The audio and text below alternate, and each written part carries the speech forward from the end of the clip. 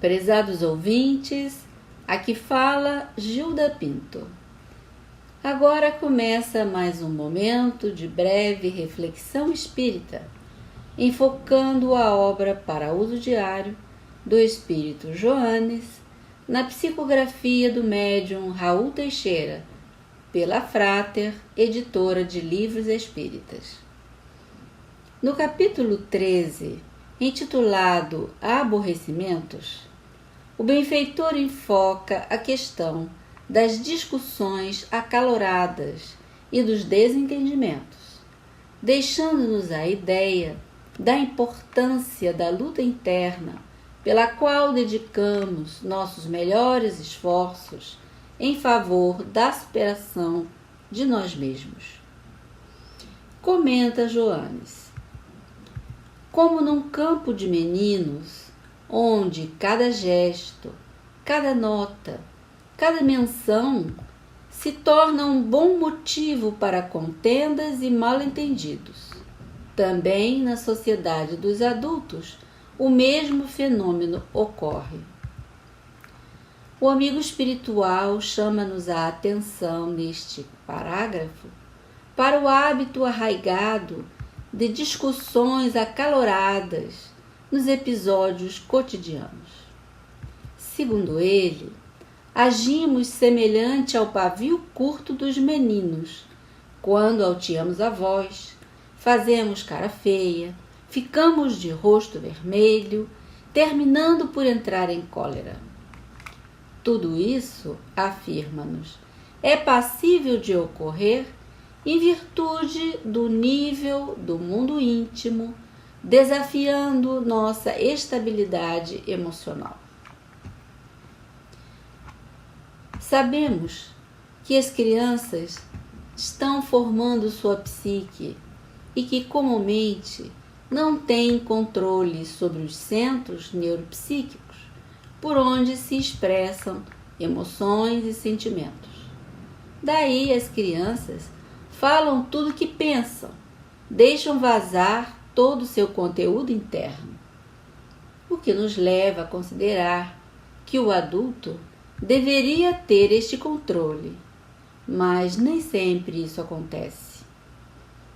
Ainda neste episódio, Joanes analisa algumas consequências dos destemperos, das discussões ou dos aborrecimentos frequentes do nosso dia a dia. As discussões desarticulam o equilíbrio do ser, interno e externamente, ou seja, a nível físico, mental e do seu ambiente em que vive.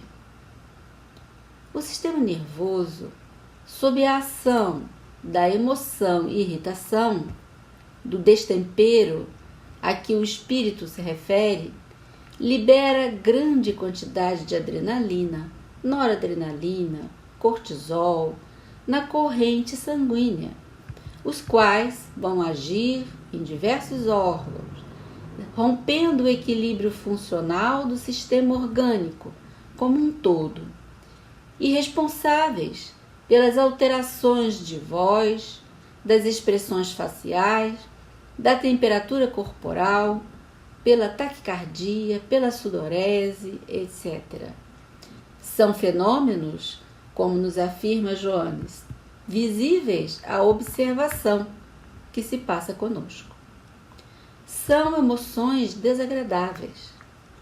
Ao final do dia, dessa descarga de substâncias adrenérgicas e cortisol no sangue, experimentamos uma exaustão física geral, dores musculares, cefaleia e outras alterações de caráter psíquico.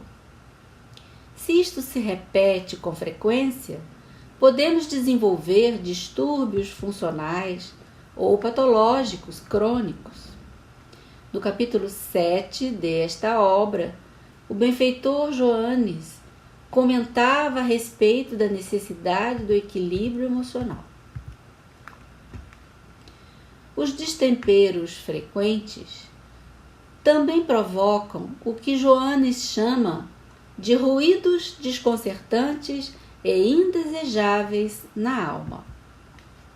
Em acústica, ruído é um som indesejado, uma frequência desagradável ao ouvido. Esta imagem que o benfeitor nos traz sugere-nos que no estado oposto, ou seja, de equilíbrio emocional, a alma vibra em frequências harmoniosas, produto de suas emissões mentais saudáveis. Mas ela pode irradiar em forma de ruídos mentais, em vibrações de frequências desarmônicas, produto do seu desequilíbrio fisiopsíquico. Estas emissões, que são desconcertantes e indesejáveis, desarticulam a alma provisoriamente. Mas, se forem frequentes, acabam por interferir na execução dos compromissos adrede feitos no mundo espiritual antes da reencarnação, segundo as reflexões do amigo espiritual neste capítulo. Muito importante também é a sua orientação quando assevera-nos que não nos achamos no mundo para fixar deficiências, mas para tratá-las, angariando saúde. E também não nos achamos no mundo para nos submeter aos impulsos irracionais que ainda rondam as nossas experiências íntimas. Estes impulsos irracionais que rondam nossa intimidade fez-nos lembrar de uma lenda indígena milenar que retrata a luta interna que toda alma em evolução consciente trava dentro de si. Uma luta interna entre duas forças. Uma força de luz que puxa o ser em direção à conquista da sabedoria e do amor, e uma outra força que o puxa para o lado oposto e o leva a estagiar na sombra dos sentimentos e emoções na qual se encontram, mas que não lhe traz plenitude nem iluminação. E a lenda conclui que ganhará esta luta interna a força que nós alimentarmos dentro de nós. Segundo os ensinos do nosso Cristo, revivido pelo Consolador prometido, somos deuses, centelhas divinas perfectíveis.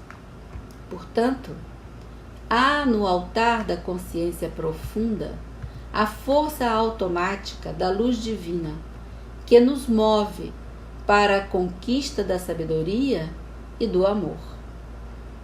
Em nossa interpretação, esta seria a força da luz que nos fala a lenda. Por outro lado, há em nós a força dos instintos primitivos ou das paixões, fruto das experiências de sobrevivência do ser ao longo da evolução anímica. A nosso ver, ela se constitui numa força aparentemente contrária à luz divina, como descreve a lenda. No entanto, é a mesma força interna, automática, inconsciente. Afirma o codificador do Espiritismo em nota à questão 908 do Livro dos Espíritos, que as paixões têm seu princípio numa necessidade natural ou num sentimento, e que é o seu excesso que configura o mau uso.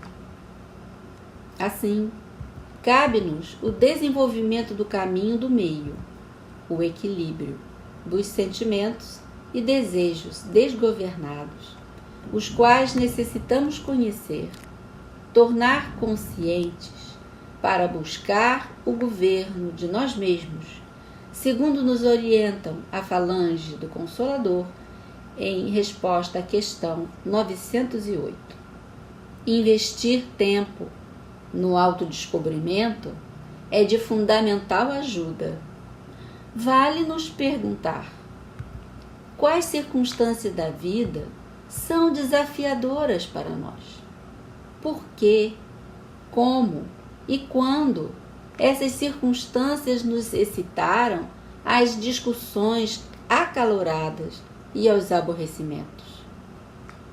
O valor desta descoberta será unicamente o de desvendar nosso mundo íntimo, nossas paixões inferiores que nos excitam às discussões, saber o quantum que jaz em nosso porão do inconsciente, o quanto de orgulho, de ciúme, de inveja, de intolerância, de prepotência e outras paixões devastadoras da alma que necessitamos conhecer, trazer para a consciência, para o equilíbrio, para o processo de educação, conforme a orientação benfazeja de Joanes, quando afirma que não viemos a este mundo para fixar deficiências, mas para tratá-las, angariando saúde.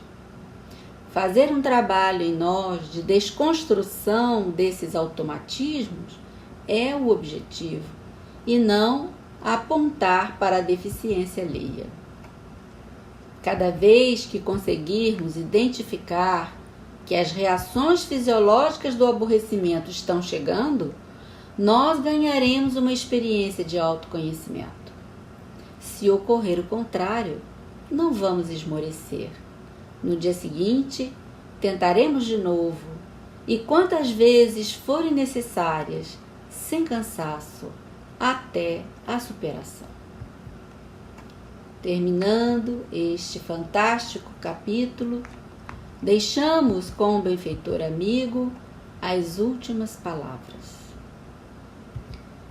Cada esforço que você fizer por acertar, por educar-se, será apoiado e reforçado pela ajuda de luminosos espíritos que estão em todo tempo investindo no seu progresso, para que pouco a pouco, mas sempre, você se ilumine, tendo-se superado a si mesmo, transformando suas noites morais em radiosas manhãs de perene formosura. Paz em nossos corações.